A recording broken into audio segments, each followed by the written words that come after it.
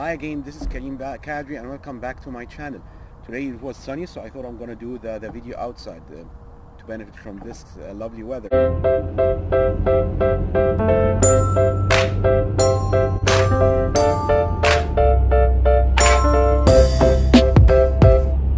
Today we're going to talk about where prices are heading from now in regard to the housing market.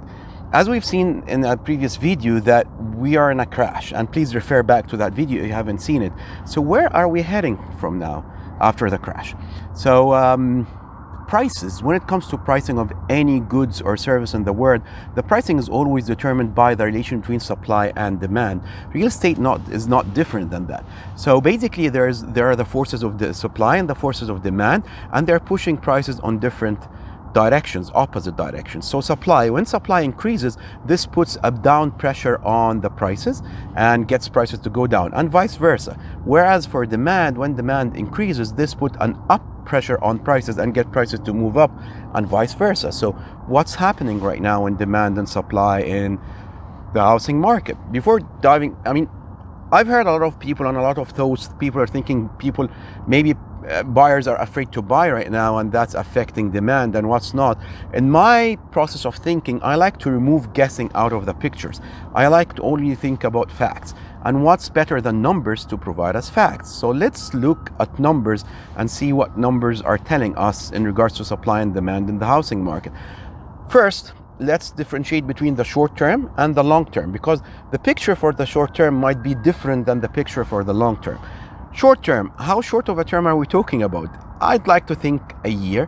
Now, this short term could be squeezed shorter, or could take longer, depending on what's happening in the market, because we're living in a very volatile period. Long term is anything beyond that.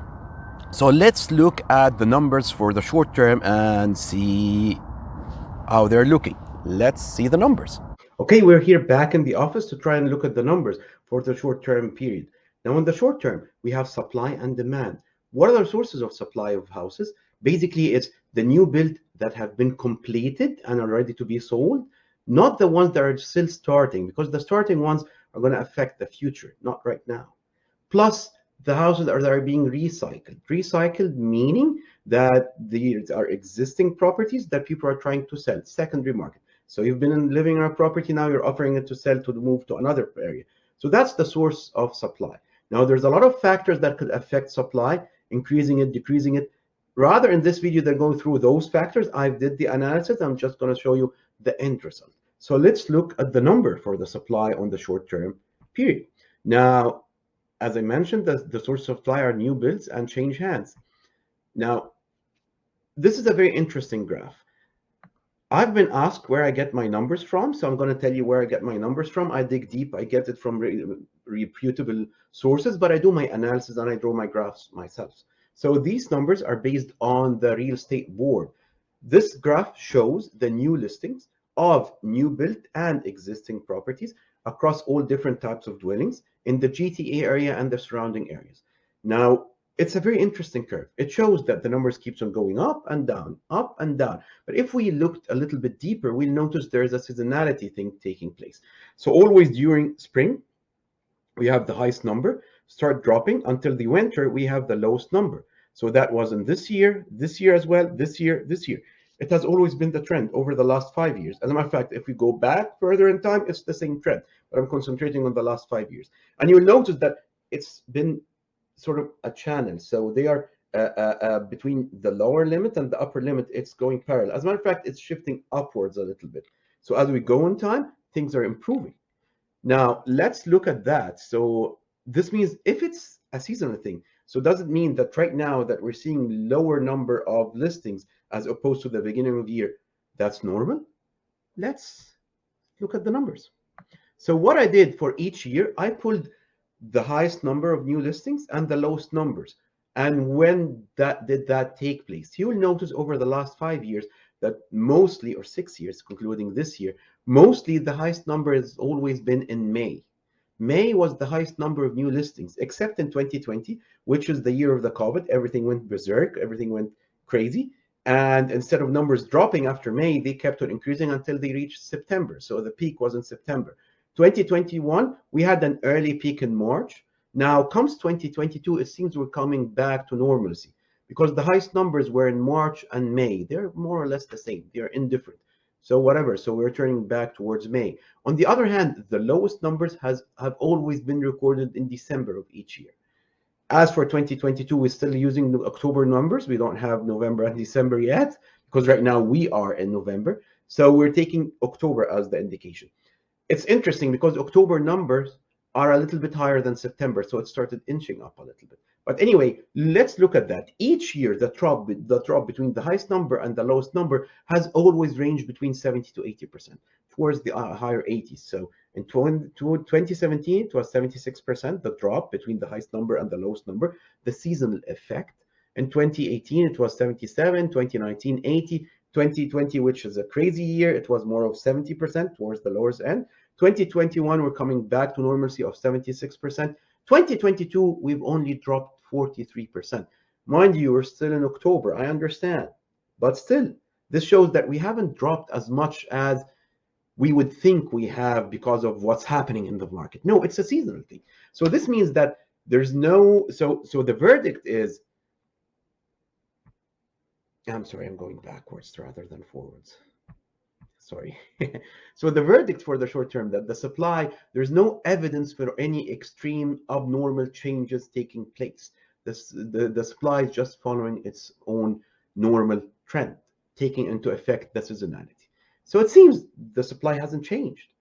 But we've seen from the previous video, please refer to it if you haven't seen it, that there is a crash, which means that prices dropped.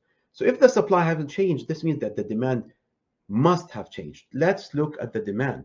When it comes to the demand, I like to look at it from two angles: the ability of people to buy and the willingness of people to buy. There is a difference between both.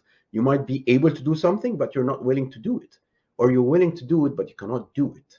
So you have to have both in order for you to achieve something that you want to do. So right now we're talking about purchases of properties.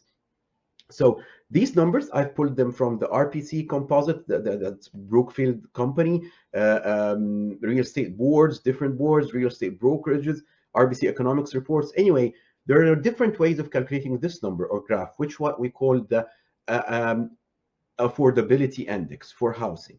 It covers, there are different methodology of doing it, which is a percentage of the average income or disposable income of a family as opposed of the cost of owning a property. How much this percentage that equal to? The golden rule is 50% is more of the datum. So anything below that, that means that it's dirt cheap for households to buy properties. Above that, it's a little bit challenging, all the way to 100%. As a matter of fact, some countries have a number above 100%. In Japan, for instance, about 120%. So anyway, let's go back to our graph. We will notice that back in 1989, 1990, we had ranges that concentrate on the black line because that's the composite one. We're not differentiating between detached and attached and condos. We're just taking the aggregate. The number was about in the 70s.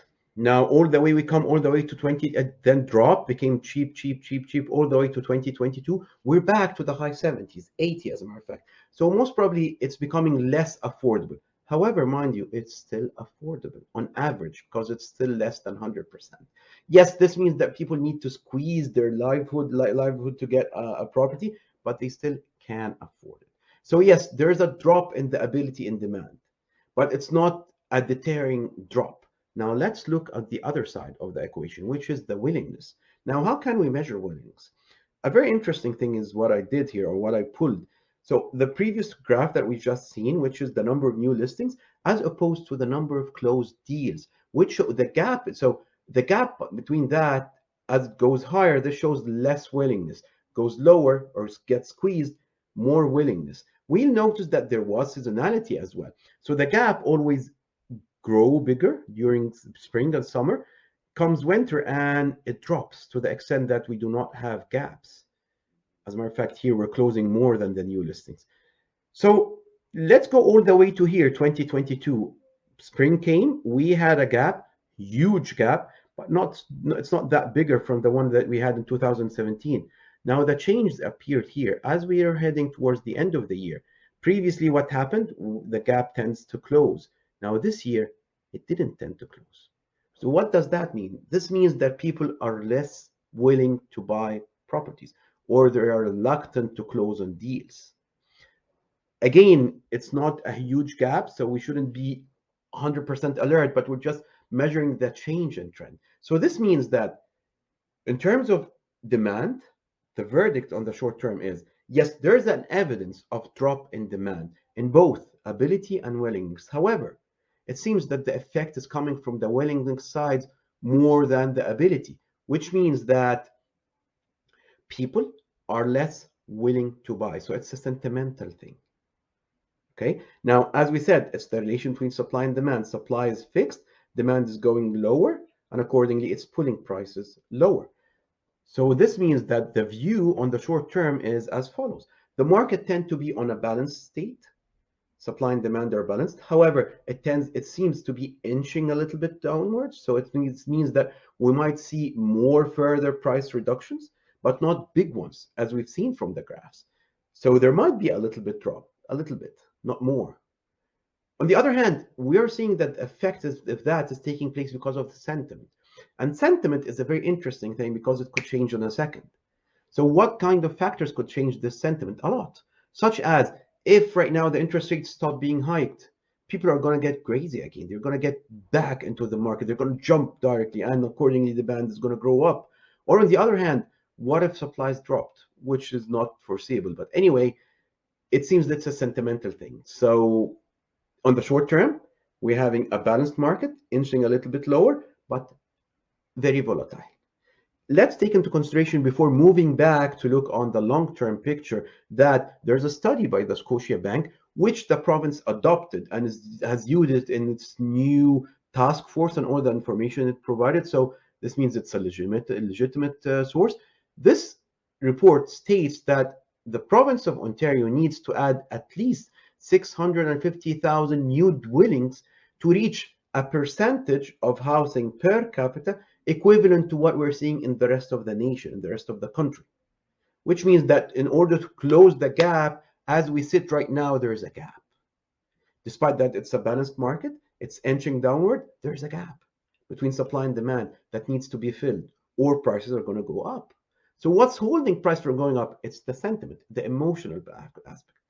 Okay, let's go back and talk about the long term.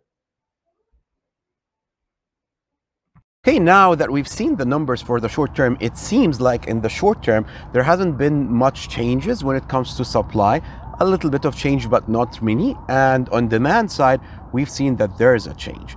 Now, this lead us to believe that it seems that we're living in sort of a balanced market. So most probably prices are going to balance from here or plateau. We might see a little bit pressure downwards, or we might see upwards, but mostly downwards. Now, how long this will last, it's anybody's guess, and things could change instantaneously.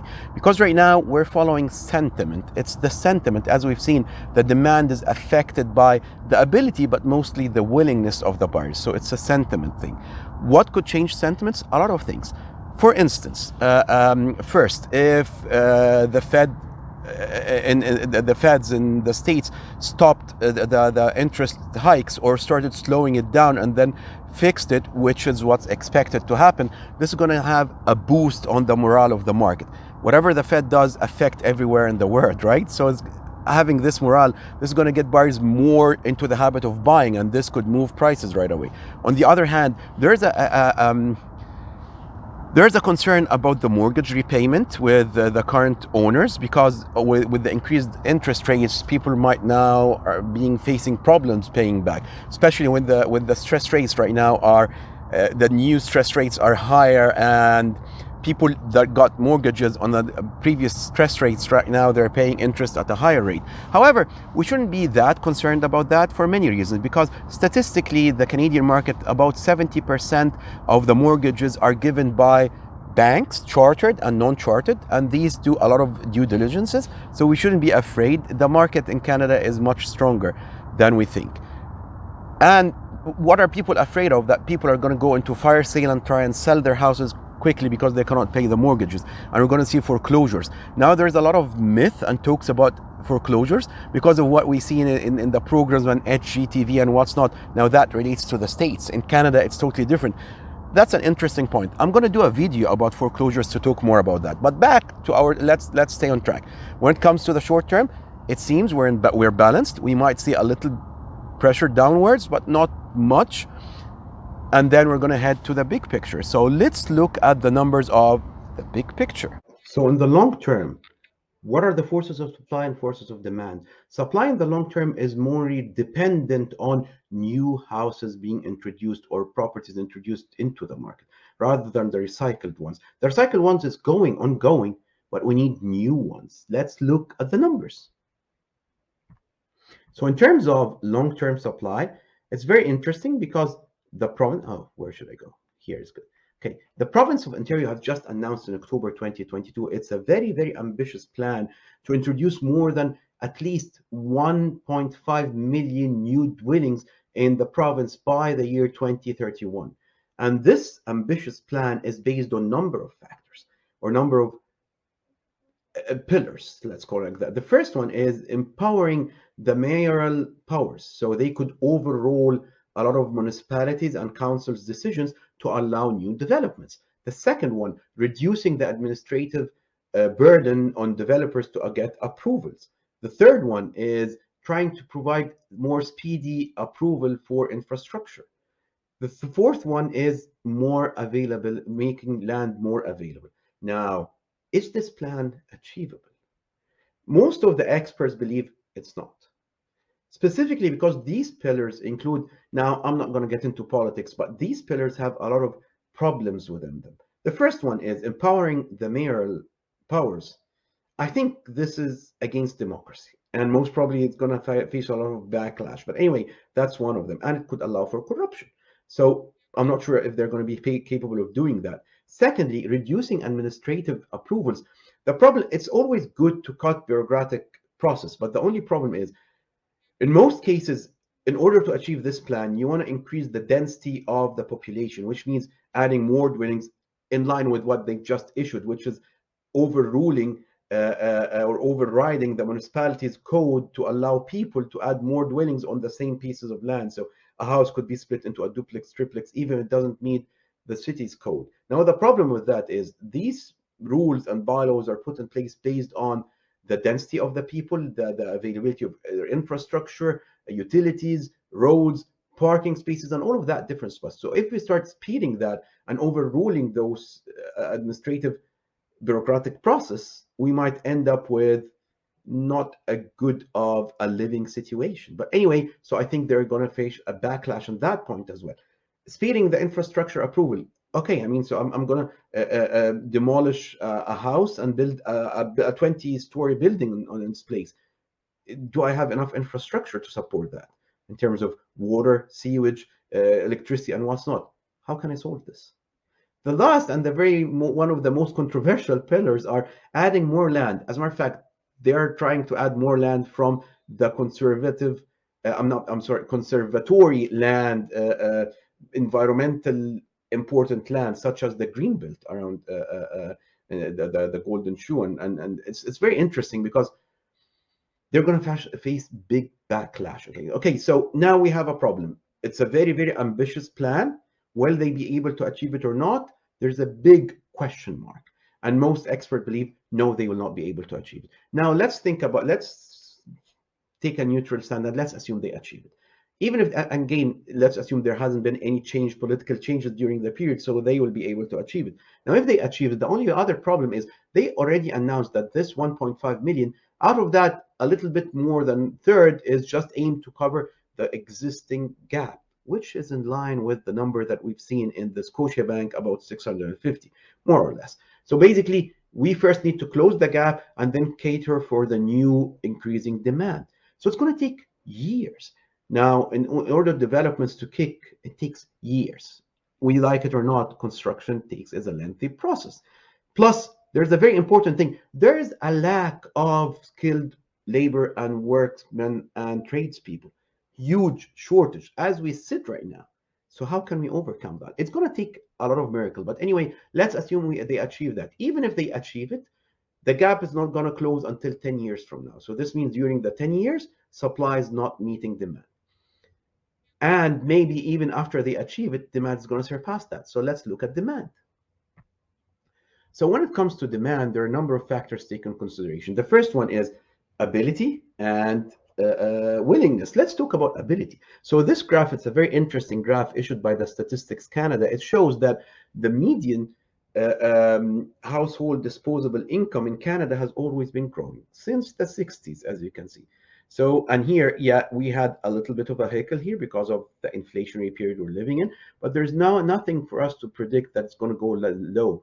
It might grow at a slower pace, but it's going to keep on growing according to the economists and the predictions. Now, could things move on the opposite direction? Yes, but that's the most probable outcome.